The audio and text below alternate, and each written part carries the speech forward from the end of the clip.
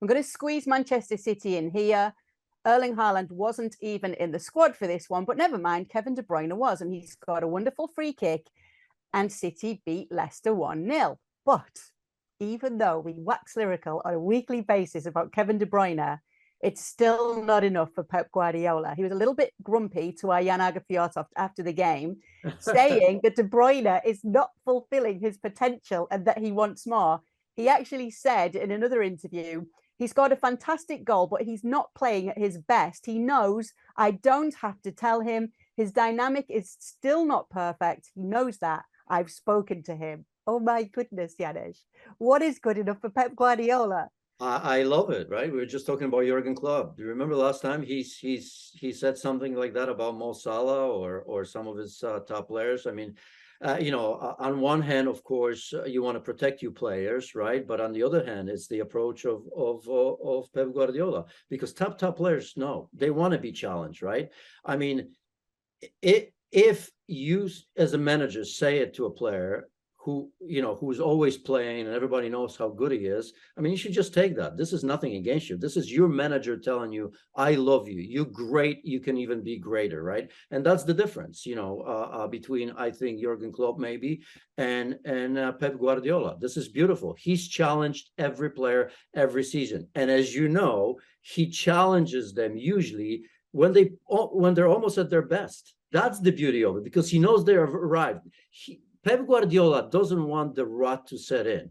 The rut that has settled in at Liverpool already, and maybe some other teams that I've mentioned in the past, right? So how do you challenge these players? Obviously they have to perform, because you look at the places, there's a fight to be in the starting 11. But it's funny. I do agree with him. I mean, there's a lot more. Look, this is a special player, and we saw a special goal from him as well. And I love this about Pep Guardiola, because he goes out there right after a performance like this, right after a goal that was very much needed, not because of the play, because they dominated Leicester City that I was very disappointed with in the approach from Brendan Rodgers, because you at home, and they didn't really put a glove on Manchester City at all. But at a time like this, in a difficult game like that, you have to have a special player sometimes to step up. And you know what? If it's not Haaland, well, there's De Bruyne. If it's not him, it's going to be Bernardo Silva. If it's not Bernardo Silva, you can name just about every player and feel comfortable that they're capable of getting you that goal 99% of the time. But step up he did. It came from a set piece, that goal. And yes, there were chances. Ward made a number of saves in this. City, as you say, dominant, had their shots. But were you ever concerned at all about them not scoring in this game?